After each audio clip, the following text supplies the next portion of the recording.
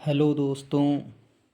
आज हम लोग पढ़ते हैं वाच्य परिवर्तन।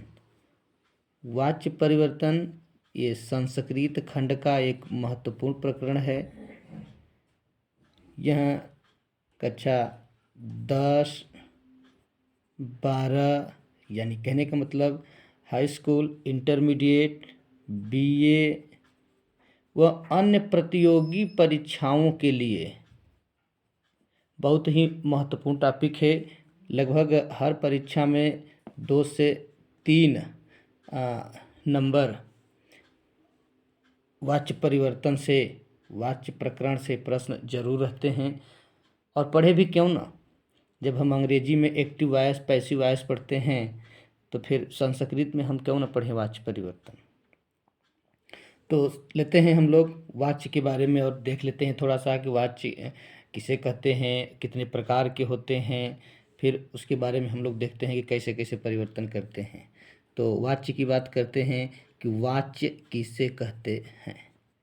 तो ध्यान रहे, सिंपल सी परिभाषा, कथन को वाच्य कहते हैं।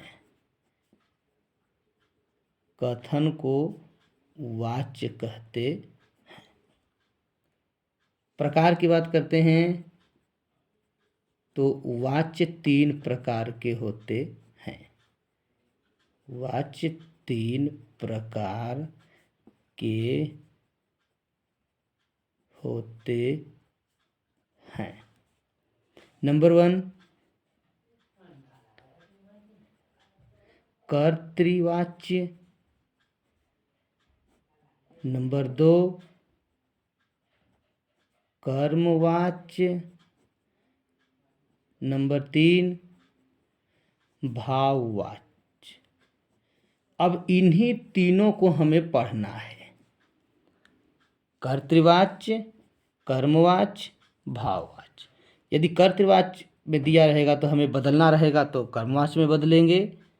कर्तृवाच्य में है लेकिन उसमें कर्म नहीं है तो भाववाच्य में बदलेंगे। तो पहले हम लोग एक एक के बारे में जानते हैं कि कर्तृवाच्य की पहचान क्या है, कर्मवाच्य की पहचान क्या है, भाववाच्य की पहचान क्या है। तो एक एक से शुरू किया जाए। तो नंबर 1 शुरू करते हैं, कर्तृवाच्य।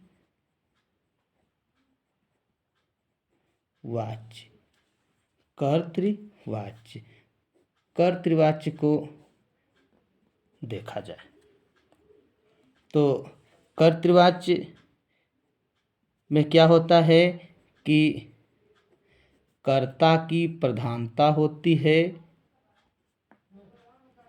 कर्तृवाच्य में कर्ता की प्रधानता होती है। कर्तृवाच्य में कर्ता प्रथमा विभक्ति में होता है। कर्ता हमेशा प्रथमा विभक्ति में होता है।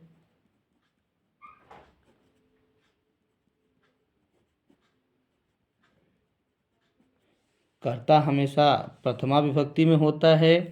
और अन्य पॉइंट ले लेते हैं कि क्रिया कर्ता के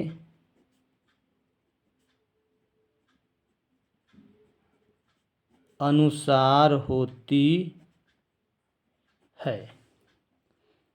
कर्म, कर्म की बात करते हैं तो कर्म हो भी सकता है,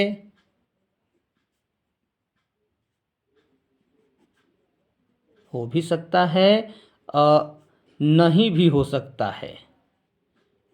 नहीं भी हो, नहीं भी हो सकता है कर्म। और कर्म में कोई भी विभक्ति हो सकती है। कर्म में कोई भी विभक्ति हो सकती है। और एक छठवां, एक महत्वपूर्ण हमारी तरफ से ले लें तो प्रायः कर्म में द्वितीया विभक्ति ही रहती है। ये श्योर नहीं है, कोई भी विभक्ति हो सकती है, लेकिन अधिकांशतः वाक्यों में, जैसे आपको पहचानना है, परीक्षा संबंधी है, तो प्रायः द्वितीया विभक्ति होती है, ये श्योर है। ये 100% नहीं कहेंगे, लेकिन 90% रहता है। तो ये कर्तृवाची की पहचान हो गई है कि कर्ता प्रथमा विभक्ति में होता है।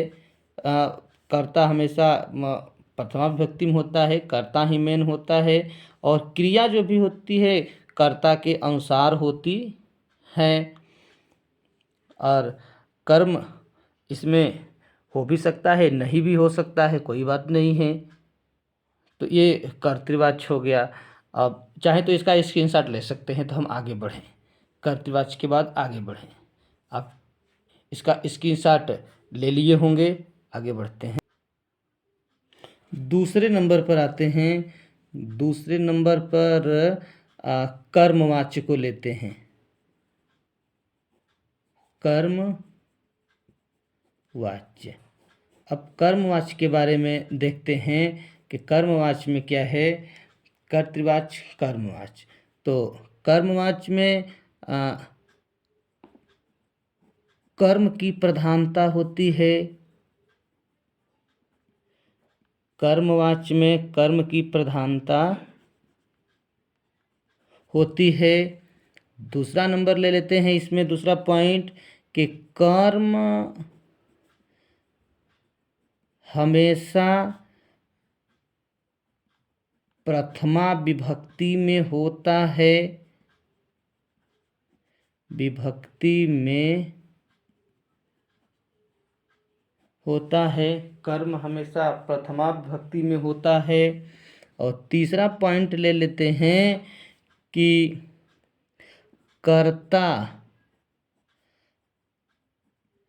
हमेशा तृतीया विभक्ति में होता है। तृतीया विभक्ति में होता है, कर्ता हमेशा तृतीया विभक्ति में होता है। चौथा पॉइंट इसमें ले लेते हैं कि क्रिया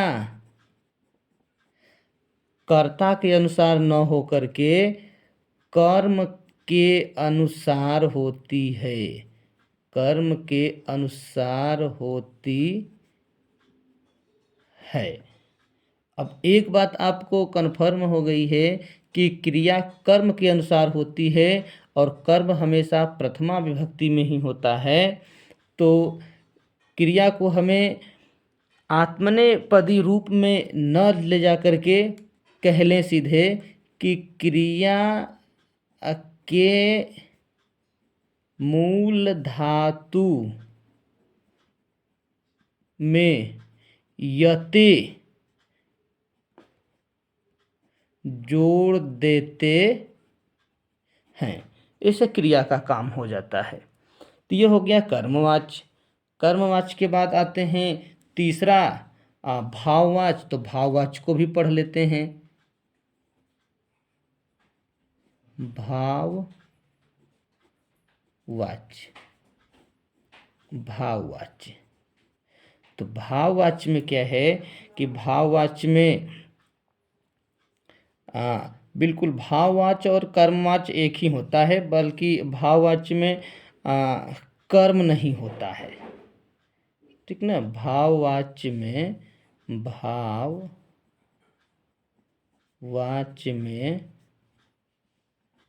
कर्म नहीं होता है। सभी नियम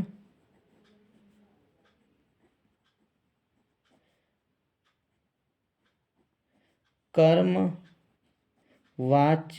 के रहते हैं। भाववाच्य में कोई कर्म नहीं होता है, इसमें कर्ता होता है और क्रिया होती है।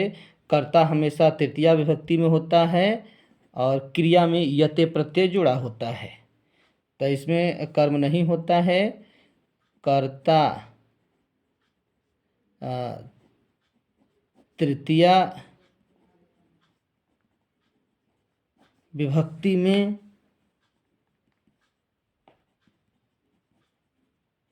होता है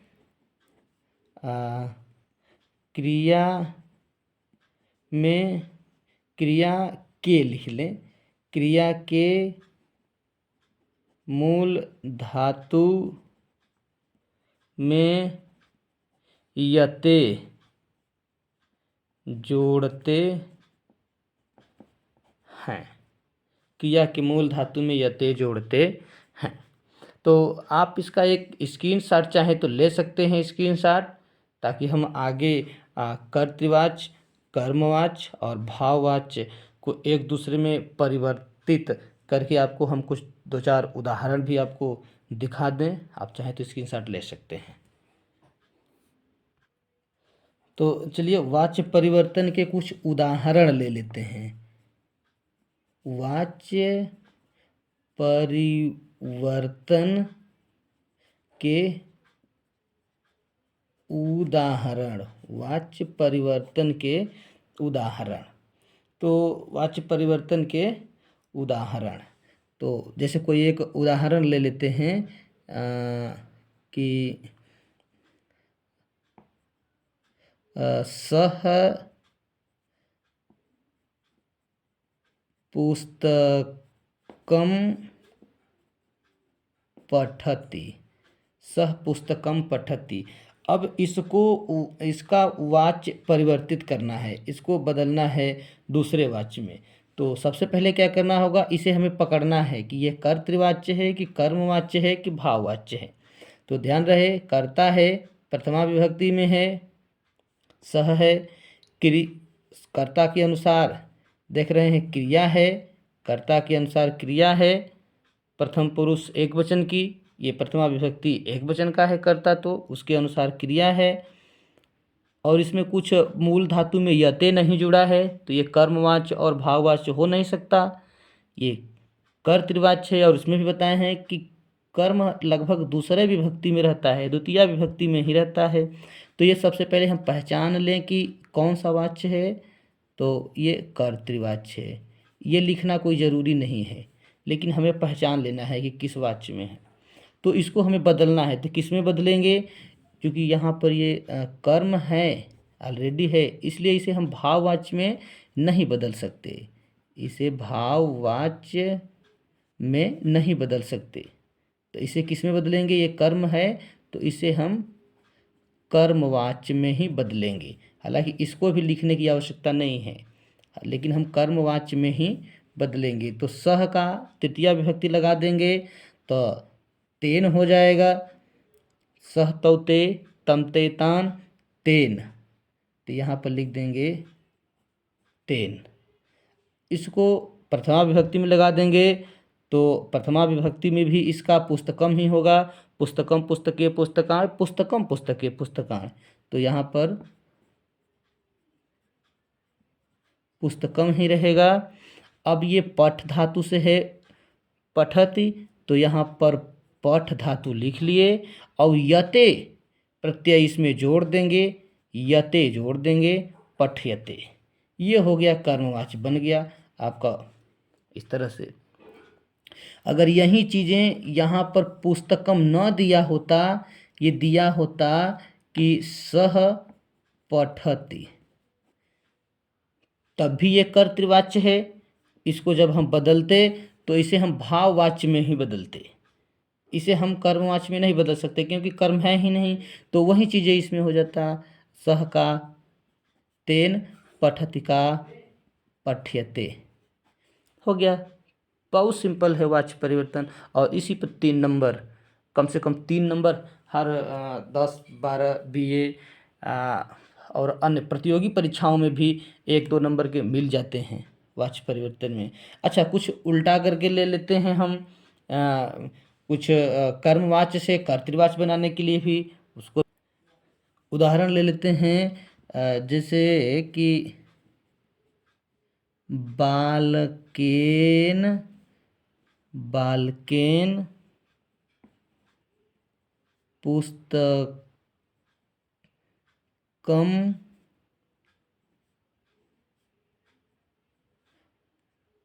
पठयते, बालकेन पुस्तकम पठ्यते। तो इसमें सबसे पहले पहचानना है कि कौन सा वाच्य है।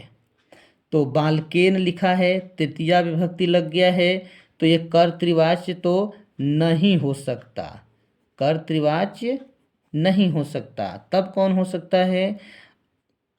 यहाँ पर कर्म भी लिखा है, ऑलरेडी कर्म है बीच में, तो ये भाववाच्य भी नहीं हो सकता, भाववाच्य भी नहीं हो सकता। तो है कौन सा? ये कर्मवाच्य है। ये कौन सा है? कर्मवाच्य है। अब इसे किस में बदलेंगे? कर्मवाच्य को सीधे कर्तृवाच्य में बदलेंगे। क्या हो जाएगा? बालकेन का हो जाएगा, ये तृतीया विभक्ति का रूप है, बालकः बालकौ बालका, बालकम बालको बालकान, बालकेन तृतीया है। तो यहाँ पर इसका प्रथमा विभक्ति में ले जाएंगे तो हो जाएगा बालकः। पुस्तकम पुस्तके पुस्तकानि पुस्तकम, तृतीया विभक्ति में भी पुस्तकम ही रहेगा, तो पुस्तकम। पुस्तकम पठयते है तो यहाँ पर हो जाएगा पठति, पठति। तो इस तरह से वाच्य परिवर्तन होता है। अब कुछ और आगे बढ़ते हैं, थोड़ा सा जटिलता की तरफ होते हैं कि एक उदाहरण लेते हैं। एक उदाहरण हम लोग वचन के हिसाब से भी ले लेते हैं। जैसे एक उदाहरण बालक से ही ले लेते हैं। बालकेन बालकाभ्यम बालकई, बालकय, बालकय पत्रम, बालकय पत्रम लिख्यते, लिख्यते। तो यह भी कर्मवाच्य है, कर्मवाच्य है। इसको हमें किस में बदलना है? कर्तृवाच्य में बदलना है। तो बालकई है, तो यहाँ पर हम जैसे इसमें बालकेन था तो बालक लिखे थे, तो यहाँ पर बालक नहीं लिखेंगे, बल्कि ये बालकेन बालकाभ्यम बालकई माने तृतीया विभक्ति के बहुवचन का है। तो यहाँ पर हम जब कर्तृवाच्य बनाएंगे तो तृतीया विभक्ति का बहुवचन ही लेंगे, मतलब प्रथमा विभक्ति का, प्रथमा विभक्ति का बहुवचन ही लेंगे। तो प्रथमा विभक्ति में क्या हो जाएगा? बालकः बालकौ बालकाः, तो हो जाएगा बालकाः, बालकाः। तो यहाँ ये प्रथमा विभक्ति में हो जाएगा, तो प्रथमा विभक्ति में हो जाएगा पत्रम ही हो जाएगा, पत्रम बालकाः, पत्रम। लिख्यते की जगह पर बालकाः के हिसाब से इसको करेंगे, लिखत न करके लिखंति कर देंगे, लिखंति कर देंगे। तो इस तरह से हमारा ये बन जाएगा। अब यहाँ कुछ बातें समझने योग्य हैं कि अब यहाँ हम पत्राणि कर दें कि नहीं, तो नहीं, ये हमेशा प्रथमा विभक्ति के एक वचन में ही रहने देंगे। अब यहाँ पर था कि पठते था तो पठती, तो ये लिखते, ये किसी भी वचन में रहे, चाहे एक वचन या द्विवचन या बहुवचन, लेकिन कर्म के अनुसार यहाँ पर क्रिया रहती है, तो इसलिए यते ही हमेशा जोड़ते हैं। लेकिन जब ये कर्तृवाच्य में आएगा तो कर्ता के अनुसार हो जाता है, इसलिए कर्ता के अनुसार इसको फिर कन्वर्ट कर लेंगे कि लिखत रहेगा कि लिखता रहेगा कि लिखंत रहेगा। एक और लेते हैं, ये मध्यम और उत्तम पुरुष से कोई उदाहरण लेते हैं। ले लेते हैं उत्तम पुरुष से एक उदाहरण ले लेते हैं। अहम, अहम निबंधम, अहम निबंधम लिखामि, अहम निबंधम लिखामि। तो ध्यान रहे, अहम निबंधम लिखाम क्या है? ये कर्तृवाच्य है।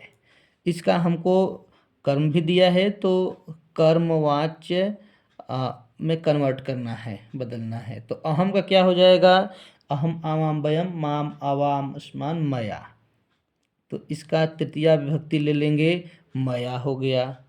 अब निबंधम को इसको प्रथमा विभक्ति में कर देंगे तो हो जाएगा निबंधः, निबंध। अब इसके अनुसार इसको कर लेंगे, इसमें लिखा में रहे चाहे लिखा हुआ रहे, चाहे लिखत रहे चाहे लिखस रहे, कुछ भी रहे, इसके अनुसार करना है। तो आपका वहीं आ जाएगा, लिख धातु में यते प्रत्यय जोड़ देंगे तो लिख्यते हो गया। इस तरह से आपका वाक्य सही हो गया। तो वाच्य परिवर्तन बहुत आसान है, इस तरह से कोई भी कर सकता है। आशा करते हैं कि आपको यह वीडियो बहुत अच्छी लगी होगी। यदि यह वीडियो अच्छी लगी होगी, आपको कुछ ज्ञान की बातें मिली होंगी, तो कृपया इस चैनल को आप सब्सक्राइब करें और वीडियो को लाइक करें। और वीडियो के बारे में कोई सुझाव देना चाहते हैं या कुछ मोटिवेशनल बातें करना चाहते हैं तो आप कमेंट बॉक्स में एक प्यारा सा कमेंट दें और अपने मित्रों को, दोस्तों को, साथियों को यह ज़रूर शेयर करें ताकि वो भी इससे लाभान्वित हैं। फिर मिलते हैं नेक्स्ट वीडियो में किसी नेक्स्ट टॉपिक के साथ। धन्यवाद।